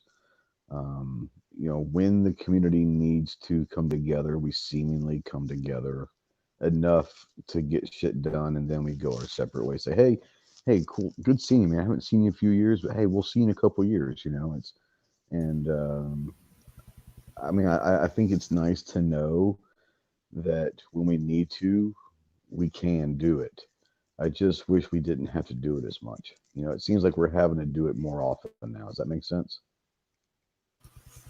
I guess I'm trying to read at the same time, but I was also my mind was wandering into.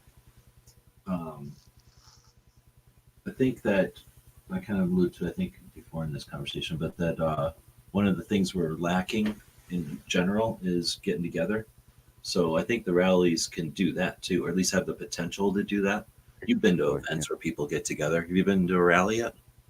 I've spoken in a couple rallies. Yeah, Yeah, okay. So when you go to like NRA or you go to even a gun show, it's one thing. You're there with a bunch of yeah, people that have the same interest as you. When you go to a rally, they got the same interest in you and something's at stake, right? There's a yeah, reason. And you're also being part of the political process, and that's nothing to take lightly. There's civics and politics were removed from school for a reason, right? They want kids to be ignorant, but they also don't want people to know what it's like to rally together. I think it's nice that they probably think it's great when they artificially rally together by signing a petition or, you know, voting something up at the whitehouse.gov or whatever, or like thumbing something up or whatever. But like barely flash mobs are like the only thing I can think of where people actually interact with each yeah, other, aside yeah, from like, yeah. Tinder or something. But the rallies or whatever give us an opportunity for that. So I'd like to see the rallies become, I guess, more of a regular thing or like more of a cool thing to do. And social obviously could promote that, or it would facilitate that. I guess it certainly wouldn't hinder it. And then again, if we as gun owners start getting together out of a perceived necessity, like we're being persecuted or whatever, the other side has enough money that we need to stand together. Like I say, you've seen that, you've experienced that. Whoever might be listening to this, who's gone to an event and been in a room of people who, again, have the same interest, but then are there for a reason. They're motivated to be there, and you're showing solidarity and resistance to some tyranny or infringement. Then that's the kind of thing that you can't pay for that. You can't buy that. You can't Right. get a version of that online. There's no like version to buy off of Amazon. And I don't know what the kids have had. We didn't have anything. There was like a Woodstock for the olden days, and there was like parades. Remember actual parades? Like those don't happen so much anymore. Parades were a gathering. They were a assembly, right? They were people got together who had a similar interest and then a concern or a celebration.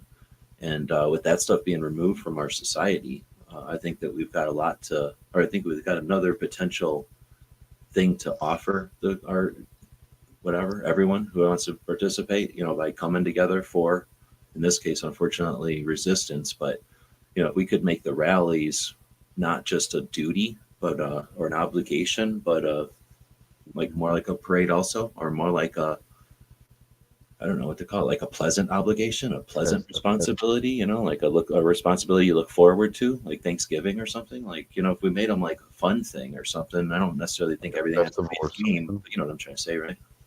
Yeah, yeah, yeah. Exactly. Yeah. Well, I think a lot of it comes down to, um, you look back in the '60s, and there's a lot of protests for civil rights and a lot of the Vietnam War. I mean, you look back and there was about 5 or 6 years there that there were rallies and protests, whatever you want to call them, all the time in Washington, and some of these had millions of people at them, Well, and and you they got to didn't figure have they are still they can emails. still look at each other, right? Like some people Yeah, from, like, let's say Woodstock, I don't fucking know, but let's say two people have their yeah, Woodstock tattoo or something, and they can look at each other in a crowd and like give themselves a nod. It's like yeah, camaraderie or whatever. exactly. And the interesting thing about that is these they were pulling massive numbers at these protests and rallies without internet, without email, without all of that. And we have all of the technology in the world to organize instantly with people from anywhere around the world. But it seemingly, I guess it comes down to maybe we just don't have the passion that they did back then. I don't know. I don't know what it is. But, you know, I'm not saying in disparaging words, but, had they had the 2A rally that happened last November, 50 years ago, that thing could have been huge. And yet they didn't have social media and emails and all of this to organize. It was, I would love to look at, talk to someone who was an organizer back then and say, how did you get 100,000 people on this random Saturday and people coming from across the country to get there? I would love for them to hear the story, how they brought those people together, because you would You know think how? I bet that you it'd it was be a like, lot easier. I bet you it was a bunch of like churches and Probably grassroots. other Absolutely. types of civic organizations that have like meetings, like the Lions or the, what the hell are they? The Rotary, like all those clubs that are, non-religious but still get together for for to do things, like where they Yeah. have nationwide whatever chapters and stuff, scouts, that Yeah. 4-H and that kind of Sure. thing. But yeah, back in the day, you'd have to do press releases to organizations like that, I suppose. And then the press, having like some sort of relationship or like an ad or something, like the equivalent of an advertisement in a magazine or a newspaper, like some Right. sort of, what is it, like an announcement or something. But yeah, But exactly. I mean, you have to think it had to been so much harder, but yet by numbers wise, people showing up to these things, they were much more successful. And we've got all the advantages in the world to organize, and we're not taking advantage of it, I guess. I don't know what we're doing wrong. Well, because we have virtual. So if you don't, if our only option is, back in the day, your only option, if you wanted to be part of a blah blah blah, is to go to the blah blah blah event, That's right? true. That's true. So Yeah. now that we have these virtual, I'll phone in my shit. That's, I think, the disadvantage or the subtle flaw or whatever, the bad negative side of social media people. For a minute there, Yeah. I thought the new media was going to win, right? I was a big part of that. I felt like new media had all the potential. New media is basically hollow. Like none of them talk to each other and none of them go anywhere, and they never encourage anybody to come together. And we're losing that Right. parade, that rally, that even tendency to gather, and we lose that. I mean, we're humans. We're not the shape that we are, right? We're the shape that we are. We have our eyes in the way that we are. We got skin the way we got it, and hairless the way we are, and all that shit is because we're communal. We're like a fucking bunch of dogs or something, where we know we can sleep at night and get a big brain and not have to worry about having fur on because mom's awake or dad's awake or somebody down the street's awake and you have an agreement with them. We Yeah. get fat and we can have offspring because we're communal. And yeah, we're going to turn into like weird test tube nerds if the gun prohibitionists have their way. We'll never see each other. They're going to get rid of gun shows. It's the only time we gather. We're going to get rid of gun shows ourselves because they're not cool enough. And then what do we got? Gun shops? Well, shit, they'll just make that illegal. And then we'll never see each other. Now we'll only be voices across speakers and microphones. Right. Yeah. But without getting too bleak, we got SHOT Show where the industry gets together and brings $90 million to the town of Vegas. And we started out talking about breakfast. So what's your favorite breakfast out there? We got 11 people listening for some reason still. Are they awake? I know a lot of times doctors will turn like this on. There's a lot of scientific, whatever, evidence, whatever, research done. A lot of the like attractive women that get put into comas or whatever, they'll turn this show on, they'll perk right up, come right back on. That's right. They hear your voice and they just get excited. See, there's right there. Mia shows up. There you go. Yep. Talking about hairless humans and all girls show up.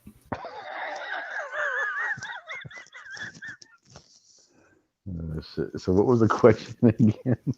Favorite breakfasts? In Vegas or in general?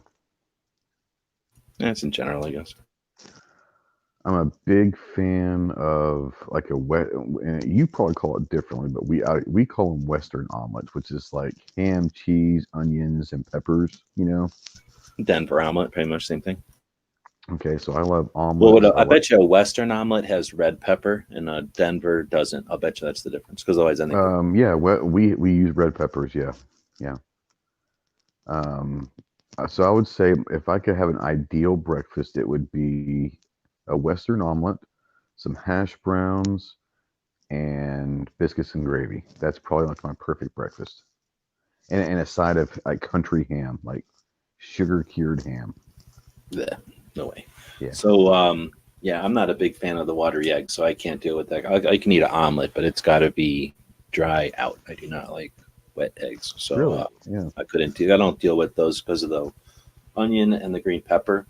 And then I'll never eat a tomato inside of an egg. No, because I don't like the wet part. So all those things make it. It's the same on a pizza. I don't like eating that stuff on pizza half the time, unless I'm comfortable with the place. I've eaten their green pepper. But like if they get their green peppers out of a big watery bowl of green peppers and just splash that on your pizza, like I've seen people do, and then you end up with like big pool of water, like a little water feature around every single green pepper. No, I can't handle it. Like on a pizza where it doesn't even cook the cheese because there's so much water around it. You've ever had one like that? Oh yeah. Now, guy out there, I don't like pancakes or waffles. It's not that I don't like pancakes and waffles. I don't like syrup.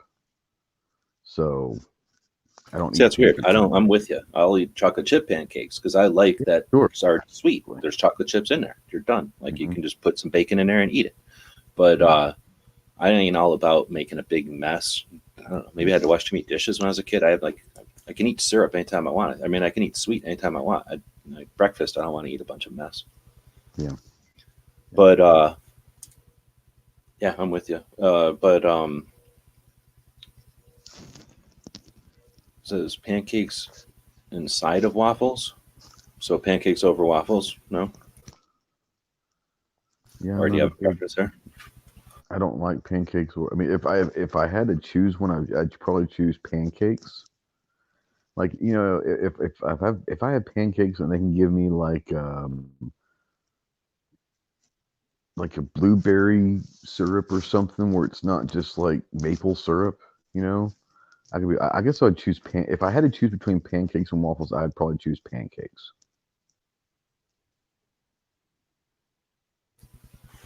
I could put some powdered sugar on them or something, you know. Like I say, those savory ones where they were talking about putting like hash browns and onions and shit into a pancake. That's good. That's a little different, but my wife makes those. She calls them Japanese pancakes, but it's basically pancakes with like onion in it, and they're pretty damn. And they have like instead of using syrup, it's kind of like I don't know. It's not like a soy sauce, but it's like a soy-based sauce, you know. Oh, really? Yeah, I guess you could use soy sauce. I use soy sauce with it, but it's like, yeah, it's like a pancake with onions in there, and oh man, it's really good. Oh no, I think I've had that. I think I'm shopping that. Now, see, I'm going to go with waffles. Everything from like a ice cream cone type of cookie waffle, like that kind of waffle, all the way up to Belgian waffles. Everything in between. I'd rather eat them out all day long than the pancakes. But like I say, and I'm not a pancake person either. So unless I've really got a taste for one, I guess it may have happened. And then I say that, and then there are a couple of places, I guess, where I could think of where they have like an especially good pancake, and maybe I'll eat it. But I would go over, I think, waffles over pancakes pretty much at any time. Yeah. I don't see a time when I would pick waffles or pancakes. I'm just not a big waffles themselves don't have much flavor to them, so you're gonna have to put syrup. Well, they're a little eggier. Yeah, but they're always crisper. That's the thing. They're always like they've got all edge. But pancakes, if there's like a gross, like you haven't, I don't know, maybe you just haven't had enough like raw buttermilk pancakes where they're not No, good and they're I not don't eat cooked. pancakes maybe like once a year. So no, I don't have a Yeah, lot so of that's pancakes. maybe I order them too often. Like I'll order something and it'll come with a side of pancakes because I'm curious, I guess. I'm pancake curious, but I'm not like Yeah. I'll gladly take pancakes home with me and then eat them later. Like I don't mind that at all. But anyway, we're getting way into a pancakes thing. Um, I'm sure what's Midnight what Ranger about still what up here to soon. drink? What to drink with Milk. breakfast? Milk. You don't drink coffee, you said. I don't drink coffee. I love ice cold milk. Sometimes I can go with an orange juice, but I would say milk. I could drink milk all day. I love milk. But milk for breakfast is all about it. Yeah, I'm all about it. You never worked in a kitchen? No, Okay. Um, well, because one of them things I won't drink out of, or I won't drink unless I know where it came from. So I won't order milk at like a restaurant too often, unless I'm like drunk or something. I'm not thinking about it. But I've worked in kitchens and stuff, so it's just one kind of thing that I'm too paranoid that somebody would have left that. Just a million things can go wrong with milk. I'm not drinking milk out of a kitchen. Yeah. But yeah, that's one of those things where I used to like drinking milk a lot more than after I started working in the kitchen, I guess. But are you a whole milk guy or 2% or skim or what? nah, see, I grew up with powdered milk because we were cheap. Okay.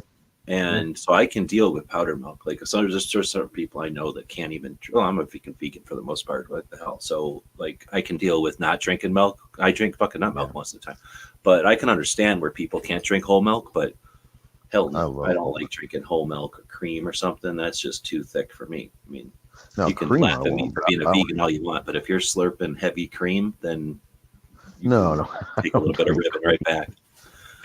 No, I love whole milk, but we usually keep like 2%, in the house. But I mean, I like whole milk. I'm not talking cream, like heavy cream. No, but like whole milk, or we usually drink 2%. But my grandma, back in the day when they had the milk delivered every morning, and like you could see the line where the cream was, and it was, you had to shake it for it to be what we think is milk.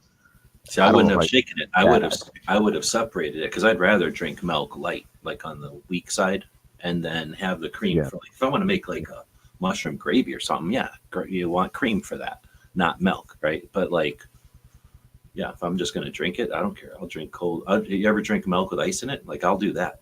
Most people. Oh yeah, absolutely. Yeah. I like doing is you take a glass of milk in a glass, not in a cup, but in an actual glass, and you put it in the freezer for about 5 or 10 minutes before you drink it, and it kind of gets those icicles in there. Oh, that's so good. Yeah. Now, I was reading and chatting and stuff. So, what's your deal with powdered milk? You can drink it or no? I don't mind. I mean, I'd rather not, but if it's around, if it's the only thing around, I'd rather have it than not have milk.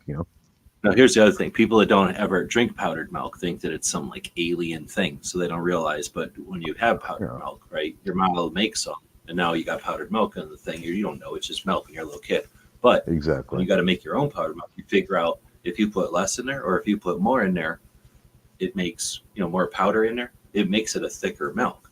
So number one, you can fiddle with it. You can make it as the consistency or whatever you want or what. Mm-hmm. But what I was going to get at is if you can handle the powdered milk, because like I say, some people just can't. But if you can handle it, you definitely get water in there. So when you do what you're talking about with the ice, with powdered milk, oh man, I know exactly what you're talking about. And I'm with you. Like a cold glass of milk with cookies and stuff. Yeah. So we were but talking anyway, I can't just sit there and drink a cold glass of milk anymore. I can drink I never do, but I could drink a cold glass of milk. But if I drank a cold glass of regular milk, just a whole glass, I'd feel like all logy. It would weigh me down. See, I've had 3 glasses of milk since we've been on this chat. So. Oh, you're way into drinking it then.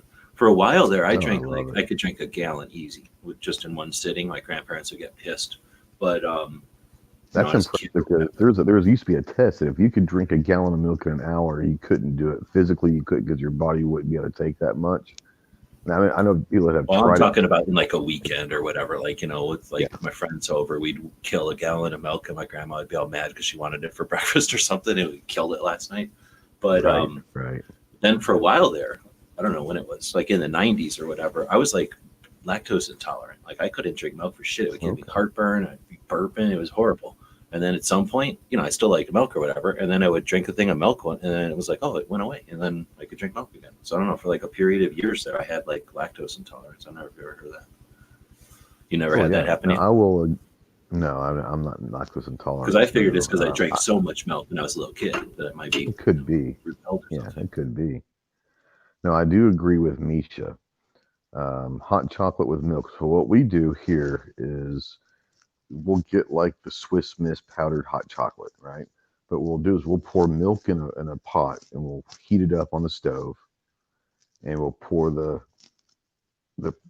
hot chocolate powder in, but we'll also throw in like chocolate chips, like real chocolate chips into that also, and let it melt and all that. And that's how we drink hot chocolate. It's unbelievable. Yeah, hot chocolate with milk is the way to go. I never thought about that. Throwing in like a Hershey Kiss would be good. Hershey Kiss, yeah. I mean, we would just throw like a handful of chocolate chips in there, but yeah, Chocolate chips would be Hershey bitter though, Kisses. wouldn't they? Well, I you can guess get it's different chocolate flavors. Yeah, there's different flavors, But I almost bought some cereal the other day. The 99-cent place has like Mhm. these bags that are, honestly, they're probably like almost as much you'd get in the box anyway. But they're just like, instead of being in a box, they're just like a bag, kind of like what Yeah, the sure. generic cereals look like. But Yeah. they were named brands, and they had that marshmallow Fruit Loops, which I tried and I didn't like, and they had something else that I was contemplating. Something else that shouldn't have marshmallows that had marshmallows. So I almost thought about it, but then I thought about the last time I bought a box of that marshmallow Fruit Loops, and it was horrible. And I didn't even. I was like, and instead of not just enjoying it, now I like Fruit Loops less that I've had that experience. Because before that, Yeah. I couldn't even remember last time I ate Fruit Loops, and I thought I liked them. So you know what I mean? Like I didn't Yeah. even want to buy the damn cereal because I thought it'd be a disappointment. Right.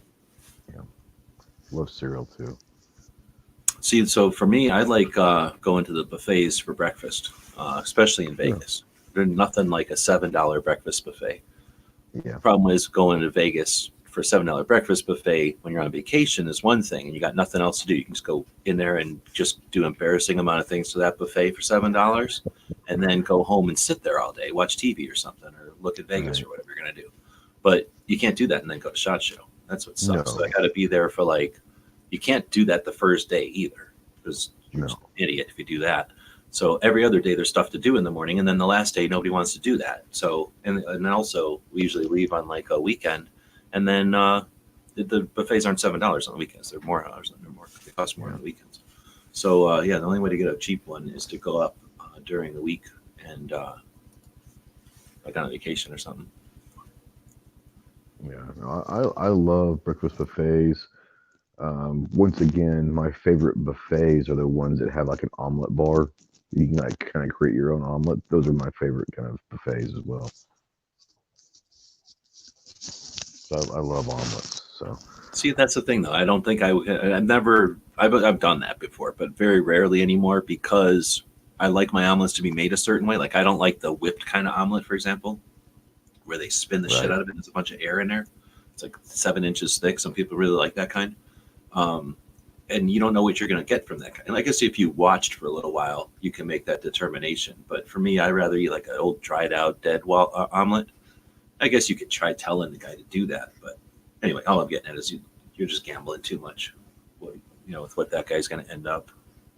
It's not like Subway where you go, hey, I want this, and you're going to pretty much get the same sandwich. right. Yeah.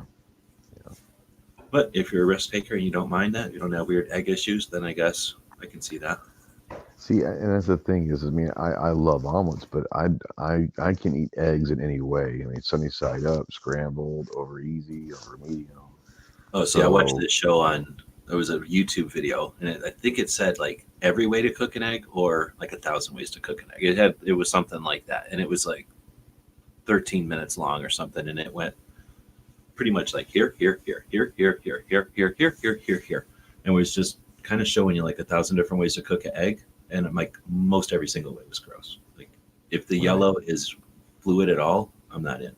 I'm not Oh, interested. see, then yeah, we're definitely on the separate ends of the spectrum here. I mean, I love when I have like toast or something, I love having a sunny side up egg, and then I would just break the yolk with my toast, and oh, I love that. Yeah. So you like eating like a French omelet where they'll, I mean, I don't even think it's cooked. Like it's like a sunny side up egg. Like they'll throw it down there.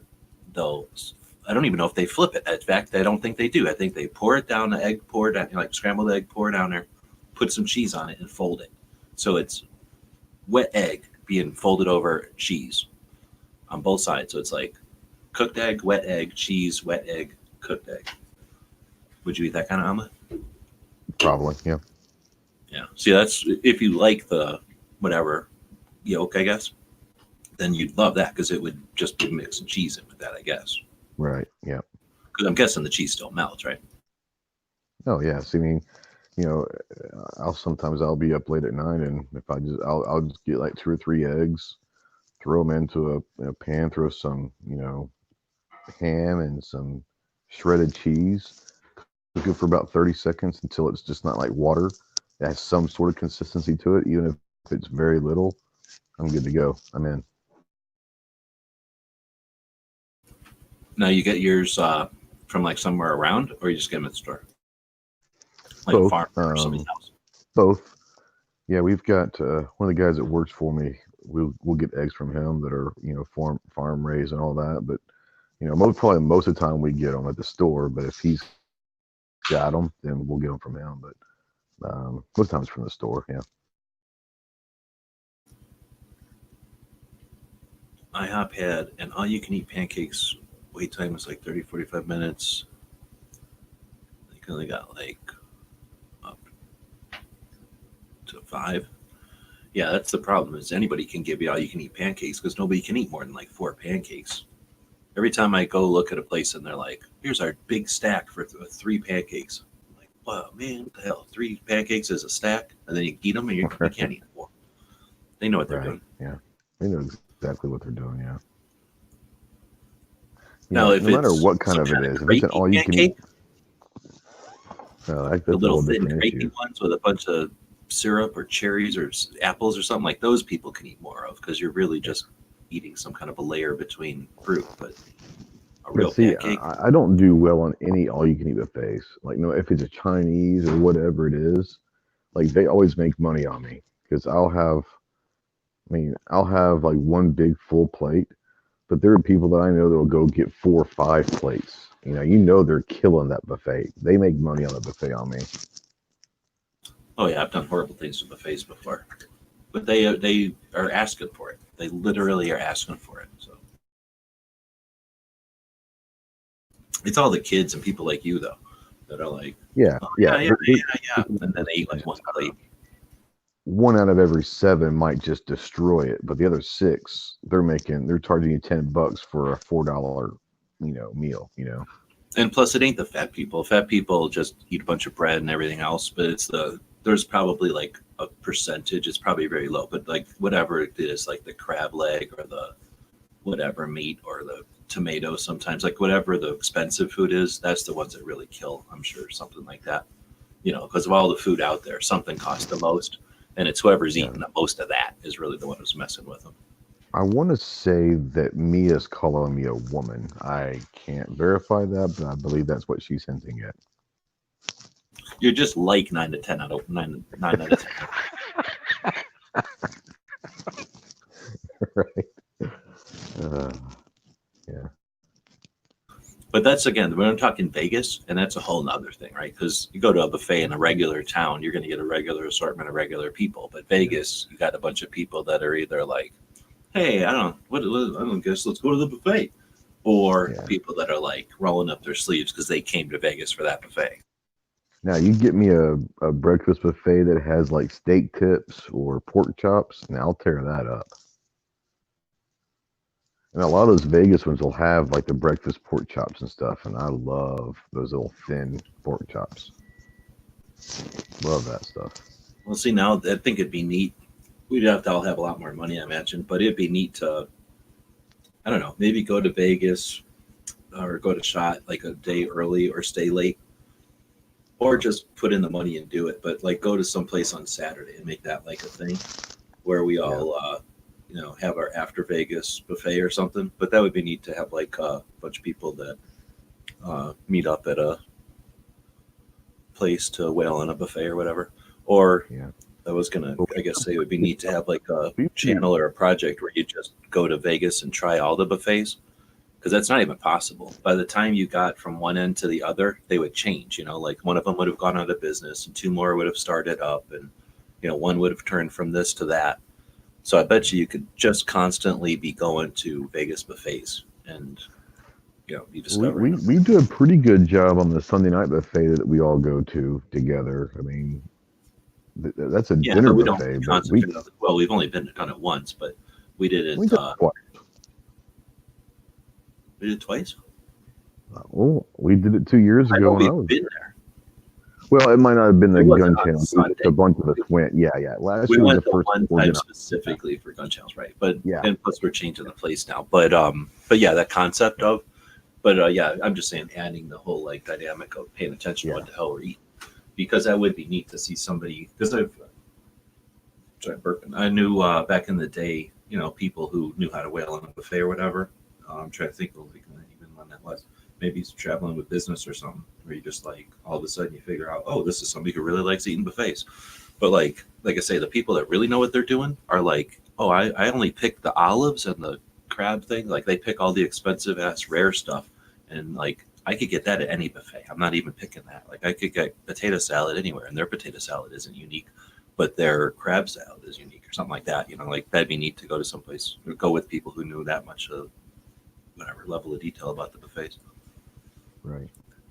I guess I was 1 year we were trying to figure out not for shop, for something else. We were going to go up there and hit a buffet. So we were looking around at buffet guides or whatever, lack of a better word. And there was something in there that was basically that, like a group of people that you buy a buffet pass, I guess. And I don't remember. I think it was even more than just like Bally's. It wasn't just one parent company. It was like a couple of different casinos got in on it, and you would buy this pass. And was it for like a week? It was for some amount of time. It gave you like I don't know if it was free or you got some kind of awesome rate. So it lets you get to some of the more expensive, like really expensive buffets for like a deal. And that was really neat because some of these buffets are like Sunday only, or some of them are, the Friday night all you can eat fish thing or something. So it lets you hit more than one of those. So people either lived nearby and would go there often, or would travel for like a week and literally just eat for a week, going to buffets and stuff. Anyway, so there's definitely like a whole art of Vegas buffet. Oh yeah, for sure. There was one, and there's a place called Tunica in Mississippi, and it's kind of like a little small Vegas, got a bunch of casinos and stuff and all that. And they've got one of the casinos has this buffet, and it's like southern, like soul food, and country, just southern food buffet. And you sit there and say, man, I love everything that's out there. I'm going to destroy that. But what people don't realize is that southern food it's like fried, and it's a bunch of breads, and it's a bunch of gravies and all that. And you can only eat so much of that shit, You can try to tear up a buffet like that, but like breakfast food is more light food, so you could eat a lot more at a breakfast buffet than you could like a dinner buffet, At least I think so. Well, I am, admittedly new to soul food. Like I don't know shit about it other than I like it a lot. I went to that place in Little Rock, and she had it was a abandoned gas station or like a closed down gas station. So it was just a small little place. And it looked like she had made her food at home or someplace, put it in like what you would put in like catering containers, and then had those. And then she was creating plates, like serving plates out of those catering containers at the gas station. And it was with a bunch of other food carts and stuff. So I don't know where she was actually cooking it, but it was somewhere else, right? So what she had on her menu was what she brought that day. So her menu was chef's choice kind of thing. Like, here's what I've got. And I just said, here, give me a sample of everything except sweet potatoes. So then I was hooked, right? I'm like, holy moly. Like, I've never ate soul food because there's always a neck or a knuckle or some gross piece of skin in there. Like, I ain't eating it. So I've never ate any of it, right? I just never had the opportunity. I hate half of the food that you guys like. So that's why I started not eating that stuff anyway, right? So when I was a little kid, even when I technically would eat it, I'd never ate it. I just didn't like eating stuff. So I just never ate soul food. But there's a hell of a lot of, and I don't know what you consider soul food, but you're probably thinking of like the necks and the barbecue and all that. I'm thinking of like all the stuff I'm discovering, like the collard greens and the beans and potatoes, or the beans and rice, and all That's those what I. side dishes, right? Yeah, So then I that's go what I to by consider. Yeah. Marco, and by Marco, he lives in like a fancy part of town north of north of DC, and then lives right next to a fancy college town. So I go over to this fancy college town where they got a vegan soul food place, but it turns out it's a vegan soul food, kind of like Subway. Like they have a ton of food up there, and you just kind of pick what you want. So I tell the guy, "Hey, I'm new to this, and I want everything except sweet potatoes. Give me anything." And so he made me this plate of like, I don't know, 14 different things. Like it was a ton of different things. So I could totally see what you're saying, but I could wail on a soul food buffet that was, well, made the way I would eat it. But I mean, I had no idea. In other words, I knew from eating in Little Rock of like 4 different items, like whatever she made, like the Right. 4 different side dishes and whatever she made. But in that place, they must have had, and I'm not even exaggerating, like a dozen different items in their side dish. Oh yeah. From like their unique way of making coleslaw to like other dishes, salads and stuff I'd never heard of. Oh, So yeah, it's, and I guess that's sort of like in a restaurant, that there's a whole bunch of items on the menu that they're known for, but then other items that they also have. Right. Right. So yeah, I don't know if there's such a thing as a soul food buffet in Vegas. I bet you there is somewhere though. At least there's probably soul food in Vegas. I don't know if there's a buffet though. Yeah. No, there probably, if there would be one, that would be the place that there would be one. Well, no, I mean, you mean in the whole world it'd be in somewhere like Memphis or something, I would think, or like. No. I'm saying is, I mean, with what Vegas is all about the buffets, because casinos. Oh yeah.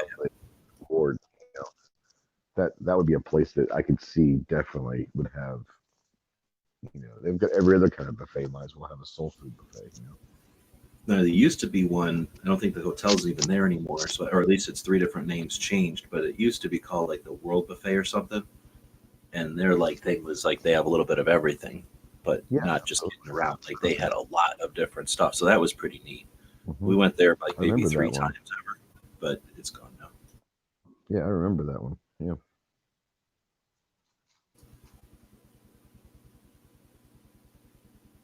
I'm not a big fan of duck. I've had duck once in my life, did not like it. Yeah, I don't remember eating duck. It was greasier or something, but I don't think I ever ate it. I'm not a big bird eater. Yeah. No, I like chicken. It's the only bird I'll eat raw, and turkey. What about a duck egg? I've asked people before. I don't think people eat duck eggs. The hell would you eat a duck egg for? Because it's bigger than a chicken egg and it's different. Yeah, no, I wouldn't do that. Kind of like the difference between eating a chicken and a Cornish hen or something. Like it's basically the same thing, but it's not really the same thing either. Yeah, no, I wouldn't do that. Oh yeah, Chicago would have a shit ton of soul food. That's probably true. Oh yeah, for sure. Duck is also one of them things, like you were saying, like you can't just walk into a place usually and order duck. You gotta like, hey, I'm gonna be in there on Tuesday. Can you have a duck ready at 9 p.m. or whatever? Right. Because they make it all fancy. Well, anyway, so we were talking about breakfast. I'm not going to duck because the roll call's out there making it a duck conversation. But aside from that, and the fact that we're on StreamYard, yeah, it doesn't look like, I guess we got a little scoop on some of the free breakfasts, which is nice at the show. Mm-hmm. And then it doesn't look like we'll be getting together for anything like that this time around. But you never know. Maybe as people get more comfortable and more, like, whatever it is, like able to deal with whatever's going on at the show.